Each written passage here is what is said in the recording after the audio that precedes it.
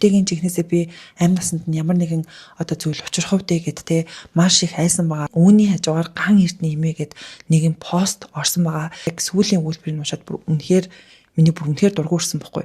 Яагаад ингэж амар сонь хохирогчийг ингэж буруутгаад идэв те танилуудын хоорондын бифүүд байгаа. Нямбатартай нэг юмрхүү болж исэн. Ер нь бол тэгэл улс төрийнхэн ч юм бол өстой заваа штэ. Поостн дээрээ халтар авгаа архичин инээ тэрэгэл бүр ингэ 9 шидээр нь хэлсэн байгаа байхгүй юу. Заяа гэж бүсгүй асааг пят нойлдоод асаа пост хостгов. Сайн нөхөрхөн хүмүүс минь бүгдээрээ цоошин хэмжлэгээр уулзж байна.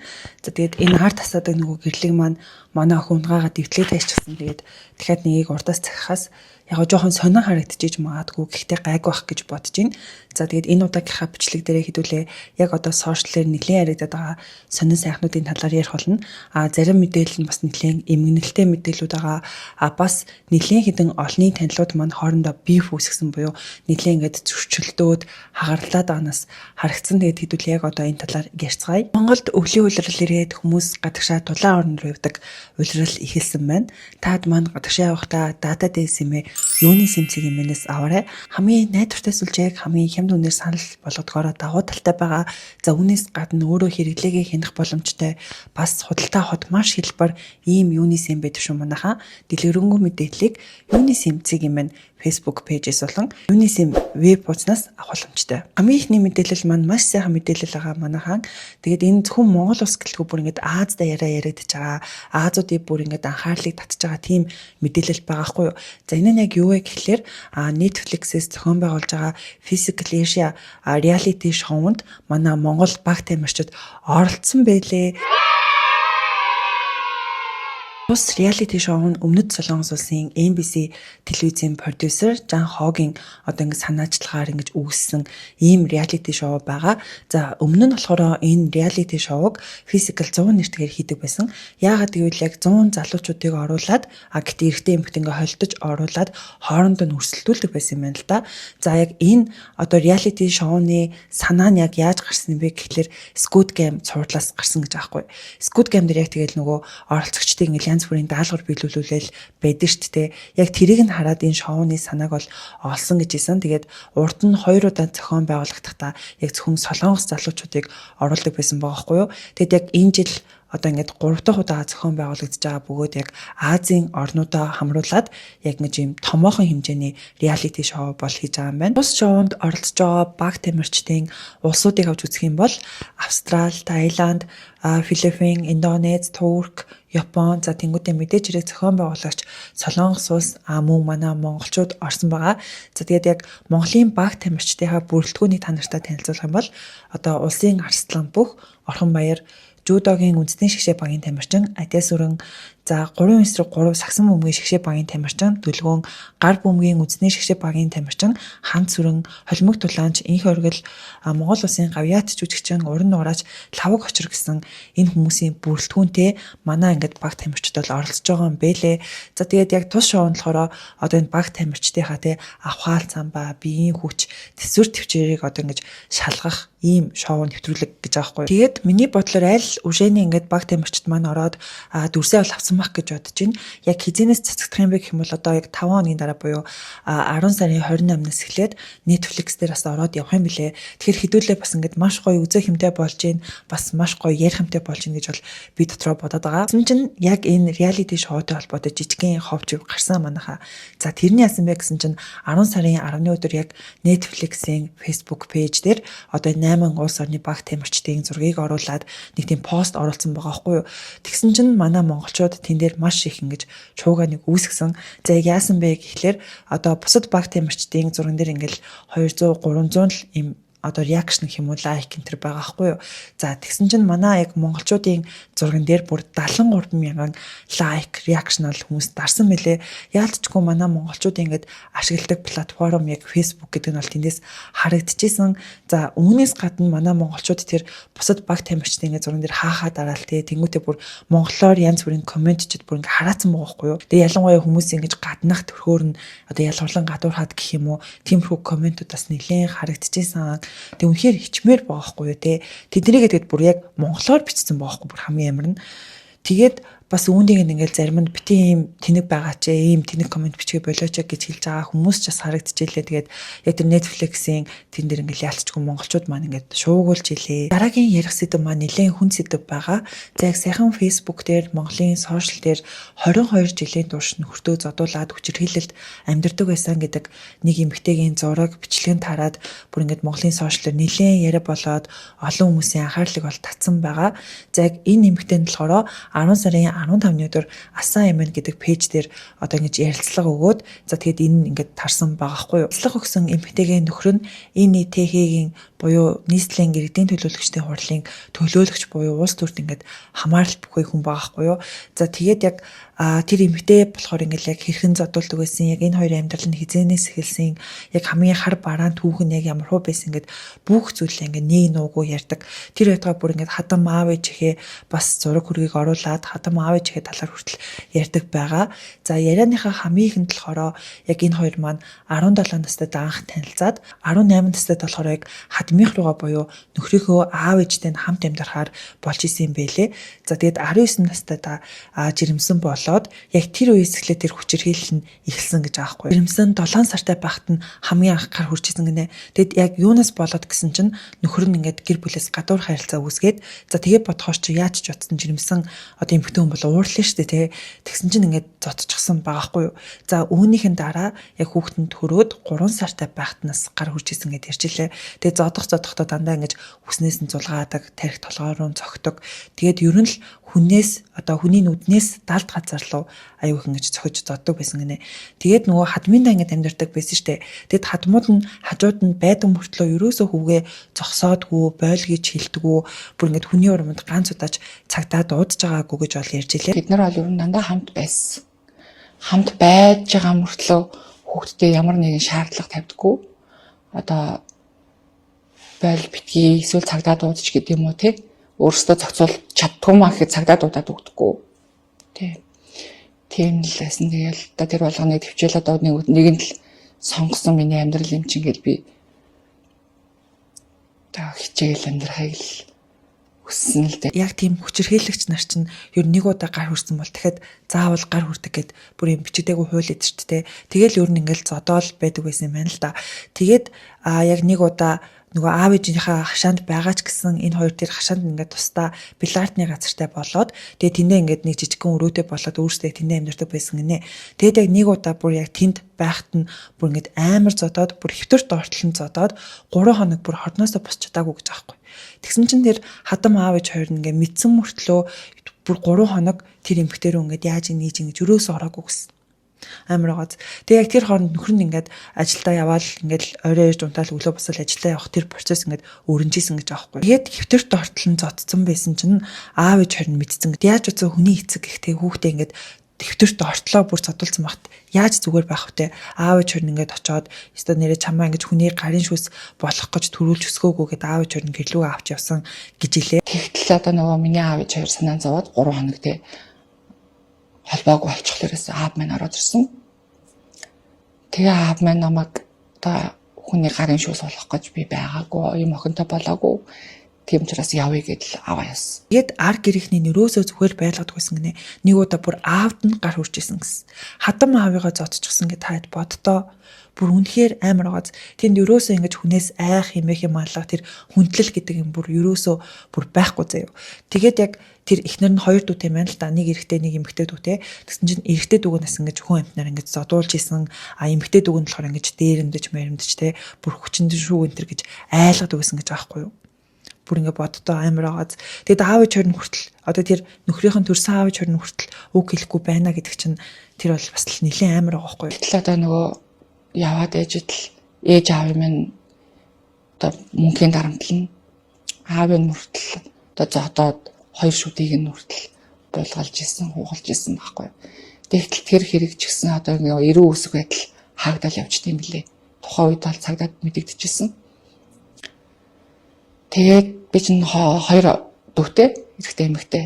Гэтэл тэр хоёрын маань хүртэл одоо ингээд эрэгтэй эрэгтэй дүүгийн маань болохоор одоо энэ тэнд болон тохоод хүн амтнаар зодуулж нүдүүл чинь.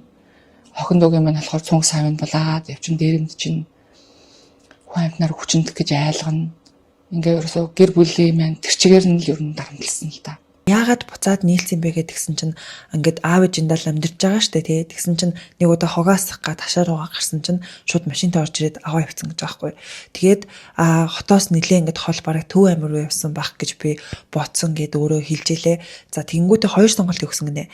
Нэг бол буцаад нийлэх, нэг бол ингээд үхэх гэдэг хоёр сонголтыг өгөөд тэгээд ар гэрээхнийгээ ч гэсэн нилээх зовоолоо энэ бол ингээд миний хариуцлага, миний л сонголт гэж бодоод хүүхдүүдээ аваад буцаад нөхөртөөгөө нийлсэн гэж байгаа байхгүй. Мэдээж хэрэг аав ээж зөв зүгээр явуулахгүй штэ. Одоо ингээд чи хэрвээ явах юм бол ингээд эцэг их хүүхдийнхаа тангарыг таслын маслыгээд хиллээ. Тэгээ яалтчгүй ингээд маш хэцүү байдалд ороод тэр сонголтыг бол хийсэн гэж бол хэлсэн. За тэгээд 3 жил бүр ингээд аав ээжтэйгээ уулзаагүй гэж аахгүй юу.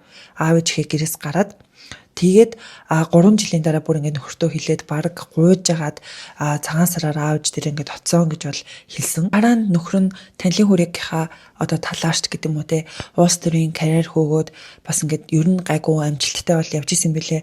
За тэгээд яг нэг бичлэг хийсэн гэж аахгүй нэг юм агаарын бохирдолтой холбоотой нэг бичлэг хийсэн гэдгсэн тэрийг энд үтсэн оруулжээ.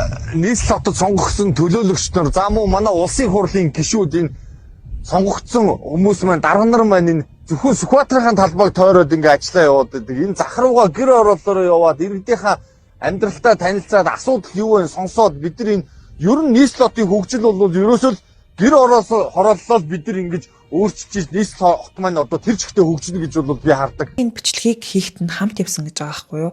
Тэгээд бас нэг хэлсэн юм болохоор энэ улс төрийн карьер хөгөөд бүр илүү их ингээд уур бухимдалтай болсон. Тэгээ илүү их ингээд уурлах тусмаа өөрийг ингэж зодох давтамж нь бүр илүү нэмэгдсэн гэж бол ярьсан байгаа. За тэгээд яг тэр бичлэг хийж бууж ирчээд би ингээд агтайхан ингээд гоё ярьж чадсангүй гэснээр эхнэрээ зодсон гэж байгаа байхгүй.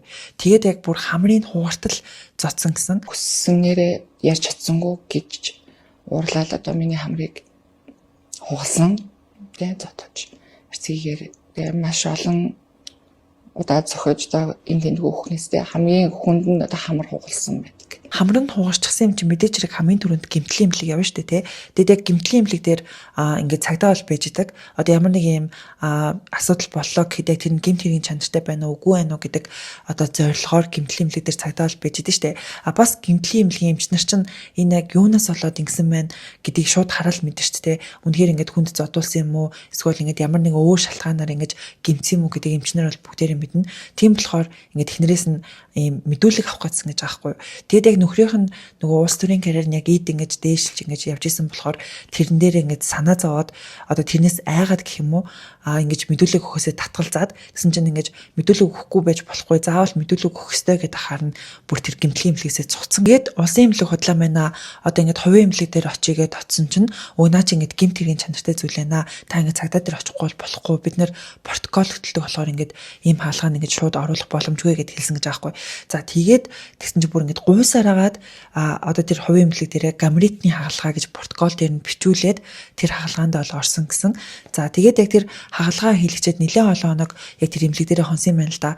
Тэгсэн чинь яг тухайд нөгөө Бишимбаев Салтанат хоёрын асуудал гарч ирээд тэр чинь Монголын сошиал дээр ч гэсэн ингээл нэлээд их яригдсан шүү дээ тий.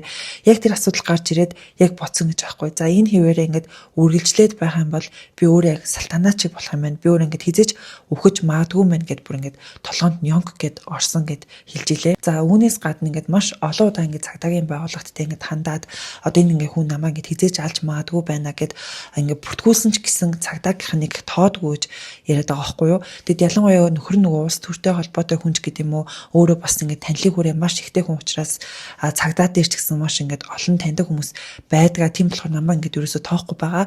Тийм болохоор одоо ингээд яг сошиал дээр ингээд гарч ирж те ингээд хүмүүст ингээд мэддэхгүй бол надаа үүнээс өөр арга алгаа гэд яг ярилцлагын тэр төгсгөлд хилээд тэр ярилцлага бол ингэж дуусгасан байгаа. Тухайд дүүргийн болон хаан бол дүүргийн цагдаагаар зөндөө явсан. Гэтэл энийг ингээл сонжруулаад байгаад идэг. Энэ дээр болохоор Эрдэнэ сүх нөгөө танилын үр аягүй өргөн. Одоо цагдаа найз нар аягүй ихтэй тий. Энэ дээр бас нэрийн дуудаж болохгүй л хаал та. Тэгэхээр тэд нар нь ч юм уу нөлөөлдөг бах гэж би боддог. Ер нь дандаа л ингээл бид нарт хэлээгүй ээж л хаацсан байдаг ч юм уу тий. Нэрээ бас яг нэг юм ярихаа мартчихсан байна. Тэгсэн чинь энэ хоёр ч яг 4 хүүхэдтэй байна л да. Тэгээд хүүхдүүд нь ч гэсэн ингээд яг ийм одоо зодон зохионэгтэй ингээд аав нь ээжийг нь зодж байгааг зөвхөн хэвийн одоо зүйл шиг хүлээж авдаг болцсон гэж байгаа байхгүй юу. Тэгэхээр тэр нь амар байгаад Тэ уул ингээд зодон зохион гэдэг чинь ингээд байж болохгүй зүйл байхгүй юу. Тэнгүүд хүүхдүүд нь бүр тэр ингээд яг хэвийн үзэгдэл шиг бүр ингээд хүлээгээд авцсан гэдгсэн. Үүнээсээ гадна том хүн ч гэсэн одоо ингээд өөрөө хоёр хүүхэдтэй болоод уул нь л ингээд өвөө эмээ болчихсон хүмүүс юм билэ. Яалтч нөгөө эрт уучраад эрт ингээд суучихсан учраас бас одоо ингээд өвөө эмээ болчихсон байгаа юм билэ. Яг энэ ярилцлагаас нь гадна бас яг нэг нөхрийнх нь ингээд voice-ыг сонссон бохгүй юу. Тэрнээс ингээд цэцэгдээд бүх юм болсон заяа. 16 секундын voice байгаа байхгүй юу. Тэгснэ чи хүмүүстэй надаа яаж ханддаг гинэ гэл тэгснэ мөө лалар гэмэ гэдэг хараалуудаар ингээд хараагаал заяа. Бүр ингээд амар хараад одоо өстө би чамайг алан мална гэд бүр тэгж байгаа voice ингээд явсан. Тэг би лав тэр voice-ыг сонсоод бол үнэхээр айсан. Тэр эмэгтэйгийн жигнэсээ би амь насанд нь ямар нэгэн одоо зүйл учрах хувьдээ гэд те маш их айсан байгаа. Одоо яг Монголын хууль цагдаа дээр те яг иймэрхүү асуудал гарахад одоо ингээд Америк интерт ч юм бол одоо ингээд яг энэ хүнтэй та ойрхон ингэж радиост орж болохгүй гэдэг нэг тийм хууль заалт байдаг шүү дээ те. Яг Монгол тийм байд юм болов уу яа гэм бол би бол нэр үнэхээр одоо ингээд өмнөөс нь бүр ингээд айгаад байгаа байхгүй. Тэгээд яг эхнэрийнхэн тэр ярилцлага тэгээд тэр зодуулсан маш олон зургнууд нь задраад одоо ингээд сошиалэр бол бүр ингээд нилээн болоод ингээд хүмүүс ярьсан шүү дээ те. За тэгсэн чинь яг тэр нөхөр нь бас нэг юм бичлэг орсон байгаа байхгүй. Хүүе ямар амар юм бэ? Ямар имзэг юм бэ гэлтэй. Тэнгүүдээ эн чинь ингээд ардчилсан нэг юм биш юм уу? Ямар юм дангуулагч юм бэ гэд нэг бичлэг нь бол цацагцсан. Тэг хүмүүс мэдээж хэрэг түүн дээр ингээд маш юм дургу бол хандж байгаа. Өөрөө ингээд 22 жил тэг хүнийг ийм байдалд оруулчаад юу яриад байгаа юм бэ гэл хүмүүс маш юм дургу байгаа бол харагдсан. Хүү яг юу болоод байна хүү? Ямар амар имзэг юм бэ? Яг юу болоод байна хүү? Ардчлал гэж юм байна уу хүү? Дарангуулагч юм бэ ямар? Айлгаад байгаа юм уу хайшин? Торол хаягнуудаараа тал талаас нь балбаад 9 жорын юмнууд бичээд юу гинвэ? Энэ асуудалтай бас фитнес модель багш угал цэцэг холбогдсон байгаа. За яаж холбогдсон бэ гэхэлэр энэ нөгөө тас цэг юмны мэдээлэл байгаа хгүй юу. За үүн дээр болохоор угал цэцэг 20 гаруй жил ханилсан ханаа зодож гэр бүлийн хүчирхийлэл үйлдсэн хэрэгээр цагдаагийн байгууллагад шалгагдаж буй энэ ИТХ-ийн төлөөлөгч Эрдэнэс хүүхдэд хамт энэ оны 7 дугаар сараас эхлэн хамтран амьдарч байгаа гэх мэдээлэл байна. Монгол улсын гавьяад тамирчинтай хамтран амьдрахын төлөө Эрдэнэс хүүхэн эхнэр хүүхдүүдээ хөөж гаргасан гих шуум тарж байна гэдэг ийм одоо ийм мэдээлэл бол орсон байгаа. Тэгээд бас нэг ийм цуу яриагаар хүмүүс бас яг тэгж яриад лээ. Нөгөө эхнэрийнхээ хувцсыг гаргаж хайсан. Тэгээд угуул цэцэг тэр үед ингээ байсан гэдэг цуу яриа бас байгаа хгүй юу. Гэхдээ яг бодтой үгүйг нь бол мэдэхгүй байна. Үз тиймэрхүү юм бас ингээд сошиалээр яригадаад байгаа. Тэгснээ хүмүүсээс яг угуул цэцэгтэй холбоотой юу гэж яриад байгаа вэ гэхэлэр одоо ингээд гарын шүүс болохооргүй эмэгтэйтэй ингээд нийлсэн байж тээ нэтэр гэж яриад байгаа хгүй. Гэхдээ л эн чинь эрэгтэй хүн бол эрэгтэй хүн, эмэгтэй хүн бол эмэгтэй хүн бохгүй юу. Ямар ч юм одоо юм пак энтер эмэгтэй хүн байсан гэсэн эрэгтэй хүн ингээд одоо юу гэдэг зоотход те бас л эмэгтэй хүн бохгүй юу те. Тэгэд яг тиймэрхүү юм яриад байгаа надад жоохон онцгой бол санагцсан. Тэгээд бас яг энэ хоёрын зураг яасан бэлээ. Одоо ингээд хамт авахсан зурагнаас байсан бэлээ. Яг тэр угуул цэцгийн Instagram дээр байсан бэлээ. Тэгээд одоо л тэрийгэ устгахчихсан бэлээ. Гэтээ аль ушааны хүмүүс тэр зургийг ингээд скриншот энэ хийж аваад бас ингээд Facebook дээр тараасан байгаа. Ярилцлага өгсөн эмэгтэй буюу яг тэр эхнэртэйгээ хамт авахсан зурагнаас ингээд нэлээд харсан шүү дээ. Нөгөө эхнэр нь ингээд цугцсан чинь ерөөс ингээд гараа ингээд дэше өргөөгүй ингээд доош ингээд буулгацсан байсан зураг нь бол тарсан. Тэр болохоор яг 2024 оны наадмын зураг юм байлээ шүү манайхаа. Тэгээд яг 2025 оны наадмаар болохоор угаалт цэцэгтэй хамт байсан гэдэг мэдээлэл ингээд тарчихсан байгаа хгүй юу. За тэгээд бас жүжигчин навчаа яг энэ хэрэг дээр гэх юм уу Facebook дээр бас ингээд дуу хоолойгоо илэрхийлсэн байлээ. Тэгсэн чинь яг энэ нөхрийнх нь ингээд джиптэй хамт авахулсан зураг байгаа хгүй юу. Тэгээд тэр зурган дээр болохоор бүр юм тайлбар 8 заяа. Олон жилийн өмнө бизнес хийдэг байхдаа мөрөөдлийнхөө машиныг авч байлаа. Иргэдээ төлөвлөдөг болсноос хойш унахаа болоод крашт олон жил хадгалж байна да. Арт түмний амьдрал сайнгүй байхад би джип унаад явдаа гэсэн бодол дамгаалдаг болсон гэдэг ийм пост заяа бүр. Жүжигчин навчаа үнийг нь хүчирхийлэгч постын нүдэнд маш сайн хүмэд харагддаг гэд ингээд оролцсон байгаа хгүй юу. Тэгэнгүүтээ яг юу юм бэлээ. Одоо яг энэ одоо нөхрийнх нь маш олон юмнуудыг хүчирхийллийн эсрэг гэд тийм юмнууд ингээд хажууд давхуулсан байсан зургнуудын хүмүүсээс маш ихээр гаргаж ирээ сошиал дээр бас тавьсан байгаа. Тэгэд би бас жүжигчин навчааг яг яагаад ийм пост оруулсныг нь бол маш сайн ойлгож байна. Яагаад гэвэл өөрөө бас яг юм хүчирхийлэлтэй амьдралтай 4 жил амьдарсан байлээ. Тэгээд эцэст нь бас салж чадсан. Үүнийхээ дараа тэр Лертмаг киноч гэсэн одоо ингэж хийсэн байдаг. Би яг ийм одоо гэр бүлийн хүчирхийллийн тал дээр юу гэж боддог вэ гэхлээр яг саний кейстэй шууд ингэж хамааруулж ойлгож болохгүй шүү за манайхаа. Гэхдээ ер нь зөөр ингэж эмэгтэйнд гар хүрдэг ийм гэр бүлийн хүчирхийлэл үйлддэг зүйлийг би юу гэж хардаг вэ гэхлээр тэр хүмүүс чинь хүүхдүүдтэй ямар ч үнс нэг болдог. Одоо ингээд мэдээч хэрэг хүн чинь ингээд мөнхийн залуу амьдрахгүй шүү дээ. Мэдээч хэрэг өгшрөн. Тэгэхэд хүүхдүүд нь хизээч тэр хүнийг ингэж хүндэлж хайрладаг байхгүй юу? Тэгээд нэг юм хүүхдүүдтэй ямар ч юм үнц нөгөө те нэг тийм муухай хүн болж яг үндэ хувирдаг. Үүнээс гадна яг эмэгтэй хүнд гар хүрдэг, эмэгтэй хүнийг доромжилдаг ирчүүдийг би үнэхээр арчаагүй гэж боддог. Тэ үеийнхээ залуучуудтай алалцаад бүр ингээд ихнэр хүүхдээ бүр яаж жаргалтай байх уу? Одооныхаа амьдрал яаж ингээд улам дээшлүүлэх үү гэж бодхоос илүүтэйгээр те ингээд нэг ард дуур нэг юм хүүхэн шуухан хөөсөн технэрээ бүр ингээд зоддог хүмүүс бол бүр үнэхээр арчаагүй зөө. Үеийнхээ залуучуудтай өрсөлдөөд явчихдаггүй ч эмэгтэй хүнд хүчээ гаргана гэдэг чинь юу гэсэн үг юм бэ те? Тэрс гадна ингээд өөрсдөө бас ингээд эцэг гэх болохоор бас илүү ойлгохдаг юм шиг санагдаж байна л да. Тэрний үе гэхэлэр ингээд хүүхдүүдээ те одооноос л ямар хүнтэй суух бол яах вэ гэл бодоод эхэлчихдэг байгаа байхгүй. Сайн хүнтэй суугаасаа гэл те тийм хүн бодоод эхэлчихдэг юм байна. Тэгэд бас яг ингээд тэр эмэгтэйгийн аав ээж хоёрын хувьд ч гэсэн ингээд бодоход те маш ингээд хэцүү байгаа зү те. Хүүхэд нь тийм ингээд нэг хүнд ингээд задуулаад амьдраад идэг. Бүр ингээд санаа зовхгүй байх нь гаргагүй. Одоо энэ асуудал чинь зөвхөн энэ гэр бүлийн асуудал биш болчихж байгаа байхгүй. Одоо тэр хоёр дүүн ч ингээд ихчтэй санаа зовж байгаа, эцэг хинж санаа зовж байгаа, ах トゥ хамаатан саднууд нь ч ингээд санаа зовж байгаа штэ. Бүр ингээд маш том хүрээллийн асуудал болчихж байгаа байхгүй юу. Тэгээд үүн дээр яг юу гэж хэлхийг хүсэж байна вэ гэхээр хүүхдүүдээ хүмүүжүүл хөвгүүдээ яг жоохон байхаас нахуулаад эмэгтэй хүнд яаж ч байсан гар хүрч болохгүй гэдгийг ойлгох хэрэгтэй. Бүр нүдэн дээр нь тийм үйлдэл хийхгүй байх хэрэгтэй. Эмэгтэй хүмүүсийг бүр ингээд маш илүү ингээд хүндэлж ингээд харьцдагыг ингэж үлгэрлэж харуулах хэрэгтэй байхгүй юу? Багаас нь тэрийг тархинд нь бүр ингэж суулгах хэрэгтэй гэж боддог байхгүй юу? Яг багаас нь суулгацсан байхад хүүхд хизээж бага насны хүмүүжил том болоод арилахгүй. Нөө нэг юм суур хүмүүжил гэж байдаг шүү дээ. Тэр чинь ингээд насан турш нь үлдчихдэг зүйл байхгүй юу? Би бол яг тэгж бодож байна. Тэгээ та хэд манаас юу гэж бодож байна? Манайхаа доор комент хэсэгт бичээрэй. Дараагийн ярих сэдэв маань бас л нэлээд хүнд сэдэв байгаа. За энэ болохоор бид бүгд мэддэг 16 настай охины одоо энэ хэргийн талаар баггүй юу. Тэгэд охины ээж нь 10 сарын 18-нд дахиад өөрийнхөө фэйсбુક дээр дуурайд пост оруулж хэлсэн байдаг. За тэрээр яг 2 зургийг хавсаргаад нэгэн постыг оруулсан байгаа. За тэр постын гол утга учир нь болохоор одоо нөгөө нэг энэ хэргийг одоо хариуцаж ажиллаж исэн нөгөө прокурорууд байгаа шүү дээ.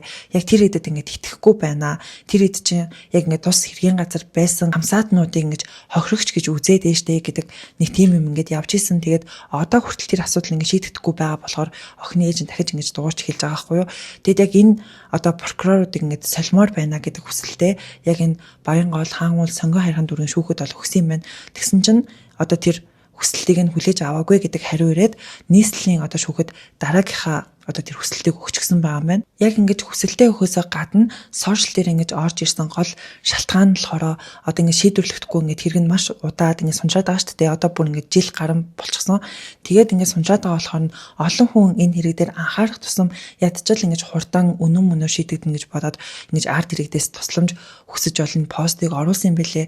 За тэгээд яг энэ посттойгоо оруулсан 2 зургийнхын нэгэн дээр нь болохоор яг тэр ган эрдэнэ буюу одоо өөрийгөө хохирогч гэдэг ган эрдэнэ байгаа шүү дээ.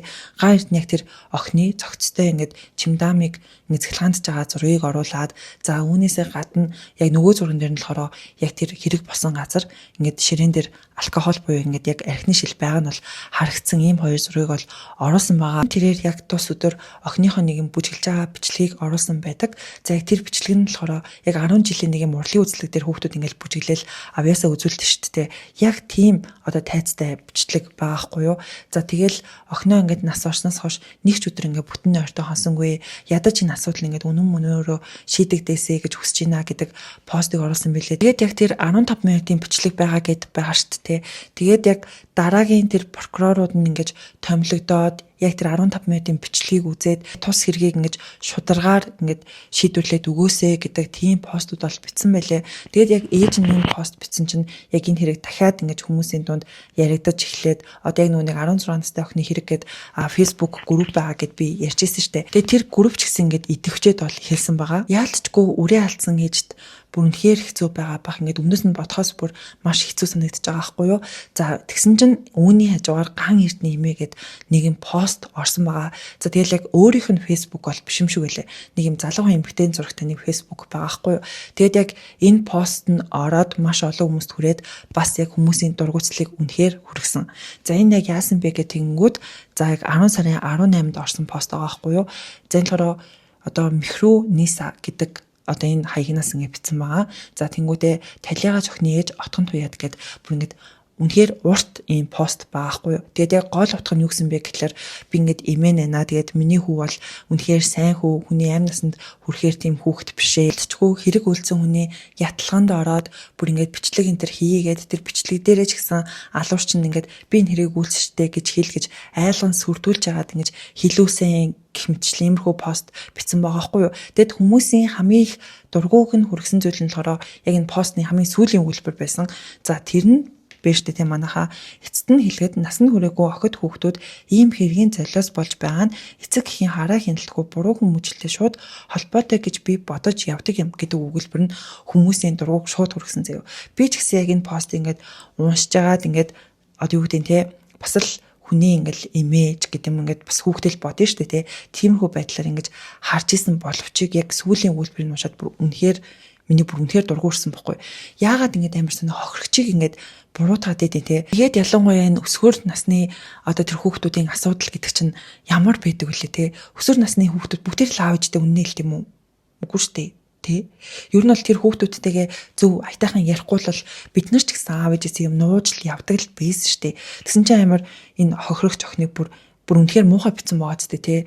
Эцэг эхийн хараа хяналтгүй байдал гээд одоо юу гэж байгаа өөрөө ингэж хүүхдтэй хараа хяналт тавьж чадаагүй гээд байгаа мүү одоо энэ бол угаасаа маш олон хүмүүсийн дургуутслыг бол хүргэсэн. Тэгээд энэ постныхоо зураг дээр бүр ингэж яг ган эрт ингэж маш олон ингэ медаль энэ төр зүүцэн тэр зургийг ингэж оруулсан байгаа байхгүй юу. Тэгээд яалтчгүй ингэж шүүх прокурор ингэж хурдан ажиллаад гэтээ манайха таад санаж байна уу өмнө нөгөө шүүх хурлын хамгийн ихний нөгөө урьдчилсан хилцүүлэг нь болоод тэгээд прокурор ингэж үнэн зөв дүгнээгүй байна гэд буцаадсан шүү дээ энэ хэргийг угна. Тэгэхээр тэр шүүхтэр ч гэсэн тэр шүүгч нар бол ингээд харсан байгаа байхгүй юу. Тэд үгүй юу болох нь хэдүүлээс харчлаа та тий. Гэтэ ерөөсөө энэ хэргийг хэдүүлээ мартаж болохгүй ингээд яриад дуурчлах хэвээр тэгэх тусам яг тэр шүүх прокурорч юм бас ялцч үнэ ажиллана шүү дээ тий. Гэтэл нэрээ уг нь ингээд бид дээр хилүүлээд байлтгүй өөрөөсөө ингээд гоё ингээд яг үнэн мөнөөрөө шударгаар ингээд ажиллаждаг гэсэн бол тий. Таанч Монголд ингээд нөгөө танил тал мөнгө авилгал гэдэг юм явсаар л байна л та. Тэгээд яг энэ имэг гэд байгаа хүнийх нь пост бичсэн энэ юунаас Facebook-ээс энэ тийм тас ингээл янз бүрийн тэр охиныг харлуулах гэдэг ийм постуудаас яваад байгаа юм билэ. За энэ дээрээ болохоор би охиныг нь таньдаг байсан зарим хүүхдүүдээс айраар зураг мураг ирж байхын гэд заяа тэгснэ шипрец энтер аваад явж исэн ч гинүү гэд нэг иймэрхүү постууд ингээд бас л яваал байгаа юм билээ л те. Тэгэл хүмүүс энэ болгоны яриад энэ одоо болоосоо худлаа ингэж яхаа болоосоо гэд нэг тиймэрхүү ярианууд ингээд гараад байгаа. За дараагийн ярих зүйлүүд нь болохоор жижигхэн ховж юуд байна манайха. За хамгийн ихэнд ярих зүйл нь болохоор Монгол улсад шатхуун тасалджээ.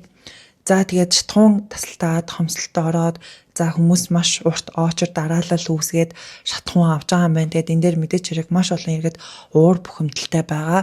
Тэгээд нэг тийм постууд хүртэл явж исэн битгий над ингээд банкад үүрэх гэдэл та зүгээр жоохон аваад гэс явчаач гэдэг постууд явж исэн. Бас яг миний өнөөдөр оруулсан сүүлийн бичлэгэн дээр нэг хүн бас комент хийсэн байлээ. Одоо ч гэсэн ингээд шатхуунд оочрлоод бичлэгийг үзэж гин гэж хүртэл бичсэн байлээ. Лүүс рүү хүртэлтэй хаанаас шатхуун авах уу гэдэг постууд явж гин. За тийм комментууд маш их байна гэд Монголын сошиал одоо юунээр Facebook дээр ч гэсэн шатхууны талаарх юм постууд бол маш их явж илээ. Гунигтай юм шиг те ингээл ярьсаар л тэгээд хэдүүлээ гуниглаа л ингээд амьдраад байна да ер нь.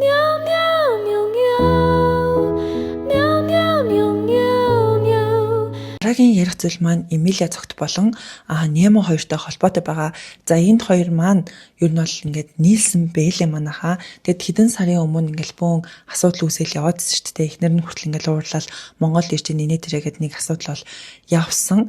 За тэгсэн чинь Немо ч гэсэн ингээд өөрөө нэг пост оруулсан байсан шүү дээ. Ингээд манай эхнэр бит хоёрын хувьд ингээд угаасаа ингээд харилцаа хөрсөн түр ингээд тусдаа байж үзэж байгаа гэл Instagram дээрээ маш урт постыг оруулсан байсан. За тэгсэн чинь Немо Эмилиа цагт хоёр маань нийлсэн мөлий. За хамгийн эхлээд болохоор энэ хоёр хос бүгж ингэж зүүсэн байсан байхгүй. Нэг нь story дээрээ бүгжээ оруулаад нөгөөх нь reel дээрээ ингээд бүгжөөс харуулж байгаа байдлаар ингээд оруулчихсан байсан. За тэгсэн чинь сүүлд хоёулаа Instagram-ийнхаа профайлыг одоо ингээд хос профайлтай болсон гэх юм уу. Яг адилхан юм гэрэл сүдэртэй тим зурагтай болсон байгаа байхгүй юу. Тэгээд хүмүүс яг энэ хоёр нийлжээ гэдэг цуу яриа гарч эхэлсэн байхгүй юу. Энэ цуу яриа гараад удаагүй байжсэн чинь яг ингээд хиттийн л гудамж юм шиг байгаа. Яг хиттийн гудамжаар ингээд хоёлаа хөтөлцөөд алхаж байгаа дүр зураг юм бичлэг байдлаар хийгдээд тэр нь ингээд бас сошиал дээр тараад бүүн болсон байгаа. Тэгээ тэр нь ингээд хиттийн гудамж гэж яаж мэдээд байна гэхэлэр нөгөө цаатлын нөгөө нэг юм хаягнууд идэв шүү дээ. Хаягнууд нь яг юм хятад хаягтай байгаа байхгүй юу. Тэгээд үүний дараа Эмилиа өөрөө ч бас энэ бол үнэхээр үнэ гэдгээ одоо нотолж байгаа гэх юм уу. Нэг тийм рилийг оруулсан. За тэрэн дээр болохоор хятад руу нүүсэн тэмдэглэл гэдэг нэг рил оруулсан билээ. Тэгээд үүнээсээ хойш болохоор яг иймэрхүү рил хийгээд явна гэд өөрөө бас хэлсэн байгаа. Яг манай нөгөө Монгол AI гэд пэйж байдаг шүү дээ. Одоо ингээд олон алтартай хүмүүсийн зургийг ингээд юугаар AI-аар ингээд гаргаад ингээд тавьдаг. Тэгсэн чинь тэр пэйж дээр бас л яг энэ хоёрын зургийг хамтд нь ингээд болгоцсон шинэхэн хосуудтай баяр хүргэе гэдэг нэг тиймэрхүү утгатай пост оруулсан байгаа хгүй. Тэгэл тэрнээр нь бага хүмүүс хаахаа дараал бас ангри дарсан байгаа нь бол харагдсан. За энэ хоёртой холбоотой сонин сайхан гэх юм бол ийм байна. Немогийн эхнэр нь ч гэсэн найз залуутай болж юм манайхаа. Тэгээд энийгээ өөрийнхөө сошиал хуудасууд дээр ч гэсэн ингэж зарлсан байгаа юм байна.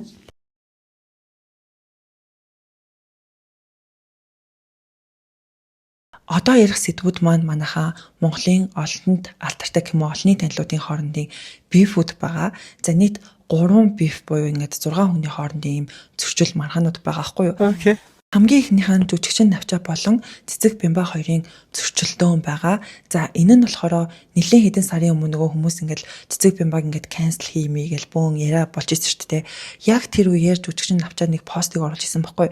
Одоо тэр чинь Лярдмаа кинон дээр илүү амьдрал кинон дээр илүү юу ч нэг кинон дээр PR одоо маркетинг хийх гээд Цэцэг Бямбатай хамтарч ажиллахаар болоод ингээ уулзж исэн гэдэг пост хийсэн. Тэгэд яг уулзаад ингээ юм ярьжсэн чинь нөгөө нэг манийн баха сонгуулийг гэлөө юу гэлээ юу зэн уус төртэй холбоотой нэг сенсацийг дарах гад осор чамайг би ингэж гаргаж ирчихсэн штэ гэж Цэцэг Бямба хэлчихсэн гээд яг тэгэж хэлсэн чинь шууд тэр хүнийг үнэлэх хүлэнж бүр юу ч хүү байхгүй болоод тэгээ тэр хүн дургу болсон гэдэг нэг пост бол явж исэн. Тэгсэн чинь яг сайхан жүжигчин Навча халамжаа яриа нэвтрүүлэгт орсон байгаа хгүй юу. Тэгэд яг тэр нэвтрүүлгийн 3 хоногийн өмнө яг YouTube дээр бол тавигдсан юм байлээ. Яг тэр нэвтрүүлгийн төгсгөлд тэр хөтлөгч нь ингээд асуудаг байхгүй юу. Та ингээд нөгөө сошиал ингээд хүн амьтандаа ингээд маргаад идэг байсан шүү дээ. Нүдэ Нэм Баатартай бас маргаж исэн юм байлээ. Би тэгээд ерөөсөө тэрийг мэдж байгаагүй.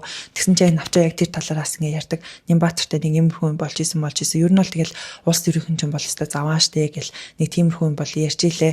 Тэгээд үүнээсээ гадна болохоор нөгөө Цэцэг Бямбатай та ингээд хамгийн сүүл баг сошиал дээр тэрийг бичсэн баха тий гэдгсэн чинь яг Навча хэлдэг байхгүй юу. Тийм ингээд Цэцэг Бямба ингээд ярьжсэн. Тэгээд Цэцэг Бямба ч өөрөө тийм улс төрийн асуудлыг дарах гад осор чамаа гаргаж ирчихсэн ингээд өөрөө хэлжсэн юм гэд яг тэр нөгөө постоо яг ингээд аман байдлаар тэр нэвтрүүлэгт ороод ярьдаг. Тэнгүүт амьдралын үед болохоор яг нөгөө Facebook гэдэг чинь нэг нэвтрээд ороод ирсэн тий.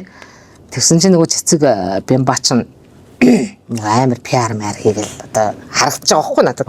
За энэ айгу мундаг PR хийд юм бэ. Энийг л одоо дуудаж үе. PR хийлгээ. Тий, PR хийлгээ үн хүсн хийдгэх нүгэд. Тэгээд дууддаг байхгүй юу. Тэгээ мань хүн ч цайлах юм. Тэгээ ярьж байхдаа нөгөөт чинь би одоо ингээ манай сенсацийг дарах гэж усар чамаг би нийгэмд гаргаж ирсэн гэдэг байхгүй. Тэгэл зүгээр 0 болж байгаа юм чи би яа. Цэцэг Бямба үүн дээр нь одоо хариуч гэх юм уу те яг өнөөдөр нэгэн постыг оруулсан байгаа хгүй юу. Тэгэл энэ постн дээрээ халтар авгаа архичин инээ тэрэг л бүр ингэ 9 шидээр нь хэлсэн байгаа хгүй юу. Тэгээ та нартаа яг эхлэл хэсгийг нь уншаад өгчээ. P1 Навча гэж эбигийн халтар авгаа одоо юу хүснээ худлаа ярьдаг болж гинөө. одоо бүр давраад залбин киног нь гоё байна гэж пост бичээд үг гэж гуйгаад уйлан дуураад хальт зайсан Square-ийн Tom Thomas зураг авахуулаад жүжигчин пүрүүс өндөө 6 татуулаад гарсныг дуудаж уулзаж мөнгө төгрөг бараг өгсөн гэж худлаа хуцаж байдаг шүү. Хөө яхалтаар авгаа минь гэрчтэй ярин шүү гэд бүр ингээд маш урт юм пост авахгүй. Тэгээд л өстой 9 шидээр ингээд бичээд хэлсэн байгаа. Тэгээд тэнгуүтээ бас нэр энэ комментэн дээрээ бас нэг биччихсэн байсан. Тэр хосорч амбаг ингээд намбайг ингэсэн гэд байх юм аа. Өстой үгүй шүү гэд нэг тиймэрхүү утгатай бас юм битсэн бэлээ манайхаа. Тэгээд энэ хоёрын хооронд биф бол ийм байлаа. Тэгээд тийм үүн дээр нь жүжигчин навчаас ингээд хариу пост ч юм уу хийсэн болов гэд ороод харсан чинь ерөөсөө тийм хийгээгүй байлээ. Тэгээд харааг юм уу тоогоогүй юм уу сайн мэдэхгүй байна. Гэтэ яг тэр халамжуу яриа нэвтрүүлэгт орж байгаа тэр навчаагийн үгийг ингэсэн сууд надад л нэг тийм айгуу шудрах те шууд хэлэх юмаа хэлдэг. Ер нь тэр улс төрийнхэнд нэг худалдагдаад байдаггүй тийм хүн шиг надад санагдсан. Тэгэд яг манийхан ч гэсэн яг ингээд навчаад сонгуулийн үеэр ингээд санал тавьж исэн гэсэн тэнгүүдээ эсрэг намынхан ч гэсэн бас ингээд санал тавьж исэн гэж аахгүй юу. Тэгээ надад бол ерөөсөө их сонирхол байдгүй гэд өөрөө бас ярьж илээ. Тэгээ надад л нэг тийм шудраг зарчим тийм төс тастай хэлэх гэснээ хэлцдэг нэг тийм хүн шиг бол санагдсан. Дараагийн ярих хүмүүс маань алдарт дуурхун хэмжүүлэн мөнх хот хоёр байгаа. За энэ хоёрын асуудал ингээд цаашаа үргэлжлээд явсаар л байгаа манайха.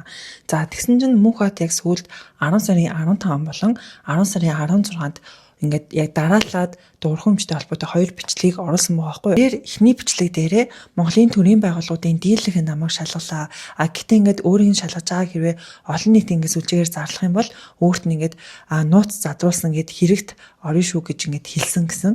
Тэгэд яагаад те өөрийг нь ингээд нууц задруулсан хэрэгт орно шүү гэдэх чинь энэ талаар яриад байгаа юм бол гэж би жоохон гайхсан. За тэгэнгүүт яг тэр бичлэг дээрээ өөрт нь ингээд ерөөсө шүүхийн хэмжлэх одоо хүртэл ингээд очоогүй гэдэг байгаа байхгүй юу. Гэхдээ ирсэн байж магадгүй бэлээ. Тэрийг яг яаж мэдсэн гэхэлэр миний одоо Монгол дахь хаан банкны ингээд дансыг хаазаан. Тийм болохоор би тэрнээс ингэж мэдсэн ингэж бол ярьж илээ. За үүнээс гадна өөр төр нь яг тэр шүүхийн хэмжлэх хэрэггүй ч гэсэн яг дуурхамж бол тэрийг харуулдаг байхгүй. Дуурхамжийг нэг юм бичлэг хийж гутаа мөнх хотод би ингээд шүүхийн хэмжлэх явуулсан гингүүтээ яг тэр бичлэг дээрээ бүр ингээд оруулаад бол харуулдаг. Тэгээ яг тэр бичлэг дээр гарч байгаа хэсгийг нь бас өөр ингээд оруулаад ингээд ярьж илээ. Гэтэ тэр шүүхийн захирамжийг нь гайхсан гэд яагаад гайхсан гэхээр одоо би яг тэр шүүхийн захирамжийн дагуу явах юм бол Монголынхаа арт түмэнд худлаа хэлэх хэрэгтэй юм бэлээ. НМ-ийг хэрэглэдэг хүмүүстэй худлаа хэлэх хэрэгтэй юм бэлээ гэд тэгж байгаа байхгүй юу. Тэгээд яг үүнийг ярихын тулд дуурхун өмчийн өөрийнх нь яг тэр НМ-эн дээр ингэж ярьдаг байсан бичлэгийг нь хэдүүлээ үзэх хэрэгтэйгээд яг тэр бичлэгүүдийг ингэж үзүүлдэг байгаа. Тэгэхэд хэдүүлээ НМ-ийг дуурхун анх юу гэж сурчилж исэн бэ гэдгийг эргээд нэг санацгаая. НМ гэх бүтээгдэхүүнээ уухаар хүүхдтэй болж чадахгүй байсан хүмүүс хүүхдтэй болдог. Бүр шилжүүлэн суулгах гэсэн хүмүүс хүүхдтэй болсон гэж ярьсан. Өөр шилжүүлэн суулгах чад ингээд НМ ууж чад хүүхдтэй болчихлоо. Ийм юм яриад байна. Бэлгийн судралаас эхлүүлээд эрчүүдийн маш олон төрлийн өвчнийг эмчилдэг учраас НМ-ийг уу гэж хэлсэн. Надаас маш их асуудал. Яаж энэ бэлгийн үйл ажиллагаа бэлгээс төмсгний эрүүл мэнд цаашлаад энэ гормон нэмэх вэ гэж эмчийнхаа ярьж байгаа энэ НМ-ийг уух хэрэгтэй шүү. Эмэгтэйчүүдийн өвчлөлт маш сайн учраас энийг бас уух хэрэгтэй гэж хэлсэн. Сарын тэмдгийн өвчлөлт нь алдагдсан. Сарын тэмдгийн тодорхой хэмжээнд ингээд ирэхгүй болцсон. За хамгийн хүн чанаргүй хэсэг нь шүү дээ, тэ. Одоо ингээд нөгөө жоохон ахмад наснуудын маань зөнгөрлөөс хамгаалдаг учраас энийг уу гэж хэлсэн. НМ бол өөрөө хөвшилтийн эсрэг залуужуулах биднэл гэдгээр дэлхий дээр мянган жил болсон цор ганц нээлт. НМ-ийг ууснаар тухайн хүмүүсийн мэдрэлийн эсүүд нь сэргээд Сахарын өвчтөй хүмүүст энэ маш сайн үр дүнтэй гэж сурталчилсан. энэ цусан сахар гэсэн хүчин бий жижиг хоёрдугаар хэлбэр дээр ямар нөлөөлөлтэй гэдэг судалгаа хийгдсэн. Тэр маш сайн удаа гарсан. За тэгээд цагаан усыг харуулдаг, арсыг толгор болгодог гэх мэтлэн залхингийн чанартай төрөл бүрийн рекламуудыг бол энэ хүн сурчлагаануудыг хийдэг өстэй. Тухайн үед бол дуурхай өмч чинь өөрөө энэ НМ гэдэг юм а хүний биеийн 26 тэрбум эсийг цогцоор нь эмчилдэг одоо юм эмчилгээний юм гэж сурталчилдаг байсан шүү дээ. Тэгэхээр НМ-ийг ууж байгаа хүмүүс бид 26 тэрбум эсийн эмчилгээг хийж байгаа шүү. Өөрөө ингэж хэлээд хахад тэр Монголын нэг шүүгчтэй ингээд компани нэр хүнд халтсан ингээд үндэслэлтэй гэдэг агаад би бүр ингээд гайхаад байгаа гэдээ ярьж байгаа байхгүй. Тэгснэ яг энэ хэсэг дээрээ бүр нэлээд инээдтэй байдлаар энийг ингээд тайлбарлчихсан юмсан. Би яг тэр бичлэгийн үзээд ингээд өөр ирэхгүй бүр ингээд инээд төрөөд үтсэн. Монголын нэг шүүгч заяа намайг дуурхуг гүтгсэн. Дуурхугийн тэр НМ бол хүний биеийн 26 тэрбум эсийг эмчилдэг. За тэр зөнгөрлөөс эмчилдэг. Хүүхдтэй болж чадахгүй байгаа хүмүүсийг хүүхдтэй болгодог. Эрчүүдийн бэлгийн судралыг эмчилдэг. Эмэгтэйчүүдийн өвчлөлийг эмчилдэг гэж үзээд миний дансыг хагаад надад одоо ийм захирамж гаргасан гинэ. Одоо тэр хэсгийг би та нарт ярьж өгье. Хүүхч үндэслэлтэй гэж үзэн хэрэг үүссэн байна. Монгол улсын хуулиар бол хүн алсан алуурчин ч өөрийгөө би алаагүй гэд шүүхэд хандах боломжтой. Хулгай хийсэн хулгайч дээрэм хийсэн дээрэмчин ч шүүхэд хандах боломжтой байхгүй юу?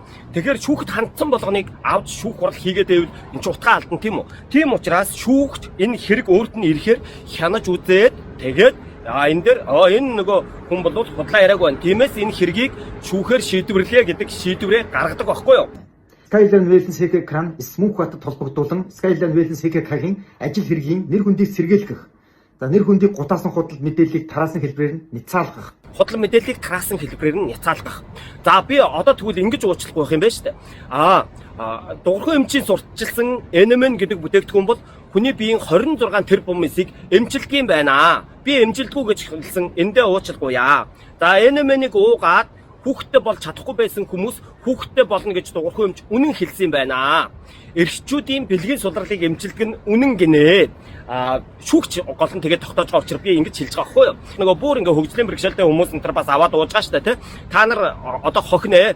Шүүгчийн захирамж ингэж гарсан учраас та нар одоо NMN-ийг аваад уух хэрэгтэй. Та нар одоо тэр эмчилгээд домжлохондоо мөнгө ч хүрхгүй байсан ч хамаагүй. NMN-ийг аваад уу гэж хэлэх нь тий. Гэтэл нөгөө NMN маань ямар ч эмчилгээний бүтээгдэхүүн биш ээ. Энэ нь хүнсний нэмэлт бүтээгдэхүүн гэж дуурхай эмч өөрөө хүртэл яриад байна шүү дээ. NMN бол хүнсний нэмэлт бүтээгдэхүүн. Хоёр дахь бичлэг дээр болохоор яг миний урд нь ярьжсэн зүйлийг ярьж байгаа байхгүй юу? Яг дуурхай эмч нөгөө сүүлд нэг хийсэн бичлэгээс ингэж ярьжсэн шүү дээ. Америкт ингэж 3 жилийн хугацаанд NMN-ийг юу гэж ингэж нэрлэх нь тодорхойгүй явж байгаад сая яг эцсийн байдлаар батлагдаад одоо ингэж хүнсний нэмэлт бүтээгдэхүүн гэж явахаар боллоо гэл айгүй баяртай ярьжсэн гэдэг нэг бичлэг хийсэн байсан шүү дээ. Яг тэрийг ярьж байгаа байхгүй юу? Америкийн нэгдсэн улсад одоо хүртэлтэй ингэж тодорхойгүй байсан зүйлийг яагаад гэвэл ингэж жилийн өмнө ингэж Монголд оруулж ирээд зараад исэн юм бэ. За үүнээс гадна тэр Америкийн хүнсний нэмэлт бүтээгдэхүүн гэдэг чинь өөрөө яг юм органиктэй тийм бүтээгдэхүүн байдаг. Харин дуурхай эмчийн NMN бол яг тэр бол биш ээ. Тэгээд яг тийм бүр үнэхээр 100% тийм органик бүтээгдэхүүн бас биш ээ гэж бол ярьдаг. Бид болохоор 100% байгалийн гаралтай бүтээгдэхүүнүүдийг үйлдвэрлэдэг NMN-үүд хамаардаг байхгүй юу? Америк нэгдсэн улсын байгалийн гаралтай бүтээгдэхүүнтэй холбоо. Гэтэл манай дуурхайгийнх чинь 100% байгалийн гаралтай биш болохоор энд хамаарахгүй. Дуурхай эмчийн NMN-ийн найрлаганд нь малтодекстрин буюу хиймэл сахар байдаг. Бүтээгдэхүүнийг нь барьцалдуулагч болгож хийдэг байхгүй юу? Тэгэхээр тэрийг хэрэглэхээр хамгийн гол нь тэр чинь нөгөө хүний цусан дах сахарын хэмжээг автоматар ихсгээд эмчилгээгүй шатанд хүргэж магадгүй учраас дуурхай эмчийн NMN-ийг сахарын өвчтөй хүмүүс уух аюултай шүү гэдэг нь учир нь тийм юм. Тэгэл мөнхөд дуурхай ингээд сүүлд NMN-ийг хүнсний нэмэлт бүтээгдэхүүн гэж хэлж гин. Урд нь болохоор биологи идэвхтэй бүтээгдэхүүн гэж ярьдаг байсан. Тэгээд яг NMN ч өөр ингээд Монгол улсад орж ирээд бас яг нэг юм улсын бүртгэлийн гэрчлэгээ авна штэ. Тэр гэрчлэгэн дээр нь хүртэл биологи идэвхтэй бүтээгдэхүүн гэж одоо ингэж бүтгэж авсан байдаг гэж байгаа байхгүй юу. Тэгэл яг одоо ингээд хүнсний нэмэлт бүтээгдэхүүн биологи идэвхтэй бүтээгдэхүүн гэж хоёр шал өөр юм штэ. Тэгээд ингэж яриад тахт чинь ингээд яг иймэрхүү байдлаар тэр хоёр дахь бичлэгээ хийгээд дуурайд эхэлсэн байлээ. Тэгээд энийг харахаар бас яг тийм бооз бүр яг ингээд урхамж өөрөө бүр ингээд хид эргээд байгаа юм шиг бас надад харагдаад байгаа байхгүй юу. Та нар цаа нэг юм анзаарсан уу? Дуурхай эмч чинь энэ NMN хүнсний нэмэлт бүтээгдэхүүнээр Америкт зөвшөөрөл авсан гэдэг хаас тээ. NMN бол хүнсний нэмэлт бүтээгдэхүүн гэдэг. Гэтэл өөрөө Монгол улсад биологийн нэмэлт бүтээгдэхүүнийг гэрчилгээтэй юм биш үү? Биологийн идэвхтэй бүтээгдэхүүнийг гэрчилгээ гэдэг зүйл. Энэ хүнсний нэмэлт бүтээгдэхүүн, биологийн нэмэлт бүтээгдэхүүн гэдэг хоёр чинь хоорондоо тис ондоо штэ. Биологийн нэмэлт бүтээгдэхүүнийг гэрчилгээтэй гэж өөрөө ч ярьж байна. Гэрчилгээнд дээр нь ч бичээтэй байна. Харин дуурхай эмчийн хувьд гэх юм бол яг мөнх хатруу ч гэсэн ч юм уу янз бүрийн пост юм бол оруулаагүй лээ. Хамгийн сүүлд тэр NMN ингээд Америкийн нэгдсэн улсад хүнсний нэмэлт бүтээгдэхүүн болж батлагдлаа гэдэг бичлэгээс өөр юу ч оруулаагүй билээ. За одоо л хамгийн сүүлийнхаа биф рүү орцгоё. За үүнд нь болохоор Авиаслог монголчууд шоуны шилдэг оролцогч Цэнгүн Сума бүхийн авраг Асаширо Давтош хоёр байгаа. За тэгэд энэ хоёр болохоор бие биендээ яг зориулсан нэг постыг оруулад нэг их удаагүй тус постууд бол устгасан байдаг. За үүнийг нь болохоор Цэнгүн хэлсэн гэж хэлж болно. За тэрээр болохоор яг Асаширог меншн хийнгүүтээ цалингаа авъя гэдэг постыг бол оруулсан. Энэ чинь Асаширо зөрүүлээд шалтан бандын салтаа минь уус эзнээ төлчөөд би нэр хүнд гэж байдаг бол зүгээр агаарэ гэдэг постыг оруулсан байхгүй. Гэтэ аль нь нэг удаагүй устгахчихсан. Тэгээ мэдээч хэрэг хүмүүс яаж зүгээр байх вэ? Ингээл скриншот хийл одоо хүртэл энэ хоёрын скриншотууд ингээд Facebook дээр явсаар л байгаа. Үүнийг нь хүмүүсийн таамаглаж байгаагаар одоо цэнгүү нөгөө сүүлийн рил богино бичлэгүүд хийдэг болчихсон шүү дээ, тэ. Ялангуяа юм хоол молны за тэнгүүдээ юм амралтын газар энтрийн рилүүд хийдэг болсон. Тэгээд яг нэг рил дээрээ болохоор яг тэр асаа юу гэсэн байла? Асаа нэг юм амралтын газар точсон байгаа байхгүй. Тэр нь болохоор энэ асааширо аврагын гинэ. Тэгээд тэр газар ингээд очиод ингэж сайхан амарлаа инглээ тэглээ гэдэг нэг бичлэгийг бол өөрийнхөө Instagram хуудас дээрээ за мөн Facebook хуудас дээрээ оруулсан байдаг.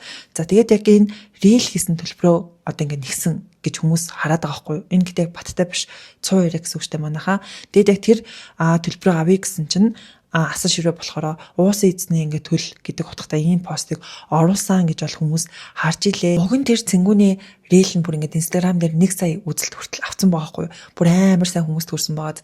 За тэгээд яг энэ ховж өвтэй холбоотой бас нэгэн ийм постууд орсон зав. Тэрний үг гэхэлэр яг энэ асаа ширээгийн тэр постныхон доор заяа гэдэг нэг эмхтэй ингэж бичсэн байгаа хгүй юу. Тарган байны салтамын циркийг арт хүмүүнд өчгөөд олон юм яан шүү гэж бичсэн чинь тэр нь ингээл бас нэлээх ингээд лайк гэнтэр авч исэн байгаа байхгүй юу. За тэгсэн чинь асаа ширөө яг энэ пост устгасан гэж бас хүмүүс яриад илээ. Үүний энэ болохоор Prepared Traffic Mongolia гэдэг нэг юм юу гэдэг штэ. Юу гэдгүүлээ групп байдаг шүү дээ. Яг энэ групп дээр нэг хүн бас ингэж оруулаад заяа. Заяа гэж бүсгүй асааг пят 0-дод асаа пост устгав гэд оруулсан байхгүй. Энэ жижигхэн юм зүйл ингэ цаашаас нэлээх явсан байгаа. Тэгсэн чинь яг энэ бүгдийг нэг залуу ингээд скриншот хийгээд өөрийнхөө Facebook дээр оруулсан бэлээ. За үүн дээр болохоор асаач угаасаа хууд гар гэдгийг би олон жилийн өмнө хэлж байсан. Одоо ч хууд гараараа алдаршиж байгаа бололтой гэд бичсэн байгаа байхгүй. Тэгээд энэ нь хүртэл 1.1k ингээд реакшн авсан заяа. 1100 реакшн авсан гэсэн үг шүү дээ. Тэгээд ер нь энэ комментуудыг ингээд харж байхад хүмүүс ер нь л асаа аврах юм штэ гэдэг комментууд бас маш их харагдчихлээ. Тэгээд энэ хоёрын хооронд нэг тим юм болсон мөлий. Тэгэд анханасаа бол төлбөр мөнгөө ингээд яг ярьсан бол те яг баартран тэд бэлэн мөнгө тэдч гэдэг юм уу те. Тэгэхгүй ингээд сүүлдээ ингээд нэг нь мөнгөө ч авсан юм байхгүй. Тэгэл нөгөөх нь мэдгүй нэг юм сони юм болсон байгаад. Тэгэл айл нь чимээг өнгөрсөн байх гэж би бол бодож ийн юу болсныг яг үнтэй мэдэхгүй байна. За тэгээд та нартай Монголын сошиалэр юу болж байгаа гэдэг юм товчхон бацаагаа хүргэлээ. Тэгээд уг нь сүүлүүд ингээд бичлэгээ эртгээд байгаа би нэг амар шүн хийгээд байдаг гэсэн шүү дээ. Тэрийгэ болоод аль болох нөгөө гадаа эрт ханах болдог болсон болохоор эрт хийхийг бол хичээгээд байгаа. Гэтэ өнөөдөр ялчгүй бүр ингээд яг шүн суучлаа.